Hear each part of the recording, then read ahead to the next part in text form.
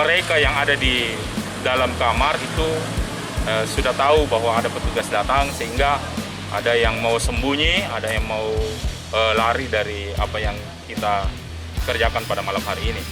Dan salah satu membawa senjata tajam, tetapi itu bagian daripada mungkin dia refleks untuk, tetapi kan dari hukum itu kan tidak bisa membawa senjata tajam di setiap kegiatan-kegiatan. Itu yang bawa tajam dia karyawan atau tamu?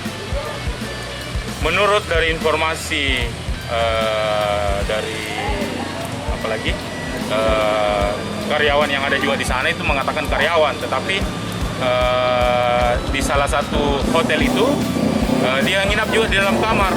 Itu kita belum tahu. Jadi kita akan kembalikan kepada pihak yang berwajib bagaimana bentuk